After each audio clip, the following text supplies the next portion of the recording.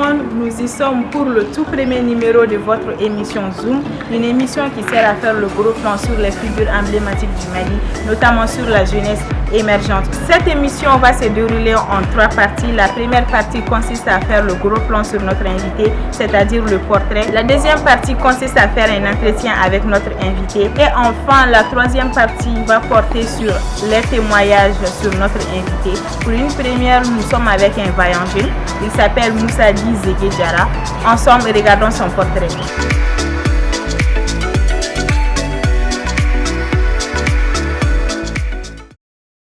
Enfant aîné de sa famille, Zegué Moussa Diarra est né en mai 1993 au Mali dans le cercle de Yelimane dans la région de Kaye. Mais il est originaire de Sintani, un village de l'arrondissement de Nkourala dans la région de Sigasso. Beaucoup de gens pensent qu'il est ségovien, mais en réalité c'est la mutation qui a amené son père dans la région de Ségou en avril 2006. Mais Zegué lui-même se définit en ces termes: je suis malien, à ses titres, je suis du nord, je suis du sud, je suis de l'est et je suis du centre comme de l'ouest. L'observation, l'audace, l'écoute, la réflexion et l'action constructive caractérisent la personnalité de ce jeune très cultivé, extrêmement éloquent et avec un esprit toujours en ébullition. Des qualités qu'il arrive si bien à manager grâce à son humilité et sa grande modestie. Auteur de 5 ouvrages, dont 2 ont été récemment publié en septembre 2017 par Korondougou Édition. Son amour pour la langue française a fait de lui un grand féru de la lecture dès le bas âge, et c'est à l'âge de 11 ans qu'il s'est tracé une carrière d'écrivain. Fondateur du mouvement pour une jeunesse africaine intellectuelle en 2011, il en a été le coordinateur général jusqu'en 2014 avant d'en assurer la présidence du Bureau mondial. En Algérie, il fut rédacteur en chef puis directeur de publication d'une revue d'information bimensuelle Mali d'Info au compte de la communauté malienne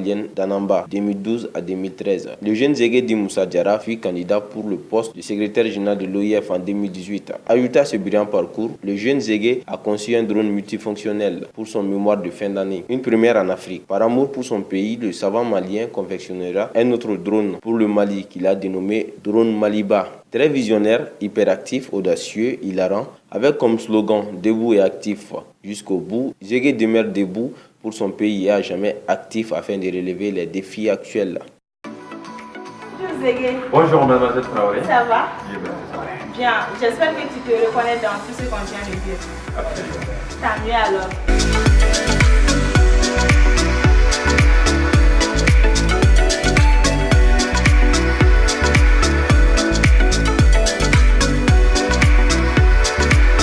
Tu as été en Algérie pour les études et tu as couronné le tout par la conception d'un drone. Raconte-nous un peu cette histoire. Alors merci bien. Effectivement, après l'obtention du bac, une année plus tard, j'ai été en Algérie. D'abord à l'université Badi Mokhtar d'Annaba, c'est à l'est de l'Algérie, où j'ai effectivement fait d'abord un DEUG en sciences et technologies appliquées, ensuite une licence en électronique et un master en ingénierie et technologie des systèmes embarqués. Et parallèlement aussi, ce que beaucoup de gens ne savent pas, c'est que je n'étais pas là-bas uniquement pour des études en technologie, mais aussi j'ai effectué des études en management, notamment le management des entreprises et des organisations, avec comme spécialisation les stratégies d'innovation et de développement des entreprises et organisations. Alors pour ce qui concerne la conception du drone, c'était le projet de fin d'études pour l'obtention du diplôme de master en ingénierie des technologies et systèmes embarqués. Dans un premier temps, c'est Satellite Made in Mali que je voulais proposer comme projet. Mais vu ce que cela allait prendre d'abord comme temps et ensuite ce que ça allait nécessiter en termes d'argent, j'ai été finalement contraint d'abandonner cela et de me tourner vers un autre projet qui pourrait être très bénéfique au Mali. Parce que tout ce que je fais dans la vie, la question fondamentale que je me pose, c'est en quoi cela pourrait être utile au Mali. Et j'ai vu qu'aujourd'hui, vu tout ce qu'un drone peut remplir comme tâche, il y a vraiment besoin d'en faire et pourquoi pas de le vulgariser au Mali. C'est là qu'est venu le projet de conception d'un drone multifonctionnel. Alors ce drone multifonctionnel, à la différence des autres, puisqu'il y a des drones qui existent mais qui sont spécifiques. Nous avons des drones spécifiquement pour le multimédia, d'autres qui sont spécifiques pour l'agriculture, d'autres pour l'hydraulique, d'autres pour la sécurité et la défense. Alors j'ai eu l'idée maintenant de rassembler l'ensemble de ces technologies-là sur une même plateforme et d'en faire un drone multifonctionnel qui j'ai baptisé Drone Maliba, qui peut notamment être utilisé dans le cadre des missions de reconnaissance, des missions d'espionnage et des missions de combat aussi par les forces armées de sécurité, mais également dans le cadre de ce qu'on appelle les analyses phytopathologiques et également l'analyse structurelle des sols et des champs dans le cadre de l'agriculture, dans le cadre de la recherche d'eau pour l'hydraulique, également le multimédia. Donc c'est ça un peu. D'accord, je vois. C'est tout en ton honneur. Merci beaucoup pour ce drone. J'ai constaté que vous avez une admiration pour la langue de Molière. D'où vous est venue cette inspiration et le fait que vous êtes écrivain? Très bien. Alors, dès le bas âge, je dirais que cela est dû à mes parents. Parce que dès le bas âge, lorsque les autres camarades d'âge fêtaient leur anniversaire, je voyais leur papa les acheter des jouets. Moi, mes parents m'achetaient des livres pour que je les lise. C'est quand je finissais la lecture de ces livres-là, je devais venir leur faire le compte-rendu, le résumé du livre. Et si à travers le résumé, ils voyaient que franchement j'avais bien lu et bien compris le livre, alors ils me disaient bravo, tu as bien lu et compris le livre, maintenant qu'est-ce que tu veux qu'on t'achète comme cadeau? C'était la condition. Avant d'avoir le cadeau réel, il fallait d'abord lire. Donc à la suite de ça, tellement que j'aimais lire, je me suis dit alors un jour, j'ai lu tellement de livres, et si moi-même j'en écrivais pour que d'autres me lisent aussi. Mais je dirais que, alors, tout est parti d'une histoire banale, hein, qui va vous faire rire, qui va faire rire beaucoup de gens, c'est sûr. C'était à la veille d'une fête de Ramadan. Vous savez, la fête de Ramadan, on observe la lune. Et dès que la lune est observée, après, si on aperçoit la lune, on dit que demain c'est la fête. Quand ils ont dit que demain c'est la fête à la télé, moi j'étais tellement content, je ne savais pas quoi faire. J'ai donc pris un papier et un stylo. Il y avait une fille très belle dans notre classe. Je faisais, tiens-toi bien, alors la 6e année. Il y avait une fille très belle dans notre classe, est-ce que vous voyez un peu? Alors moi, je me suis mis à rédiger une lettre d'amour pour la jeune fille. Après, quand j'ai terminé, j'ai lu et relu ce que j'avais écrit. J'ai dit, mais nom de Dieu, est-ce que c'est moi-même qui viens d'écrire ça? Mais avec franchement un tel petit potentiel, est-ce qu'il ne serait pas mieux pour moi de laisser les lettres d'amour, mais de me concentrer plutôt sur l'écriture et commencer à écrire un premier livre? À la suite de ça, donc, j'ai commencé le premier livre qui a été alors publié en 2010, intitulé Regard arc-en-ciel, un recueil de poèmes. Et 2 ans plus tard, c'était un livre autobiographique, Éveil et réveil. Et en 2015, c'était un 3e, Repère pour une jeunesse désorientée, avancée au péril. Et dernièrement, en 2017, notamment en octobre, alors 2 livres, à savoir Portons le Mali dans nos cœurs et esprits et non sur nos lèvres, et J'en suis amoureux, mais je ne suis pas un Kamaléma. D'accord. Alors, merci beaucoup à cette jeune fille parce que ça nous a permis de dire à un jeune très compétent. Vous avez aussi été candidat à l'OIF. Racontez-nous encore cette aventure. Alors, la fameuse candidature pour le poste de secrétaire général de l'Organisation internationale de la francophonie, que certains ont d'abord perçu comme étant une candidature audacieuse, mais par contre d'autres l'ont vu comme étant une folie totale. Est-ce que vous voyez un peu? Mais bon, de toute manière, j'assume pleinement cette candidature-là. Ce n'était pas une candidature de fanfaronnade, ni une candidature de mégalomanie. Cette candidature, j'avais commencé à la préparer après une mûre réflexion depuis 2014. 4 ans de préparation, 4 ans en train d'observer ce que sont les missions assignées à l'OIF, ce que l'OIF avait accompli jusque-là depuis sa création le 20 mars 1970. Je me suis rendu compte que la mission primordiale qui a été assignée à l'OIF et qui reste toujours assignée est l'amélioration des conditions de vie des populations membres des États membres de la francophonie, et avec en priorité les femmes, les jeunes et les enfants. Mais de 70 à 2018, 48 ans, on se rend compte que beaucoup de jeunes Africains même ne savaient pas c'est quoi l'OIF.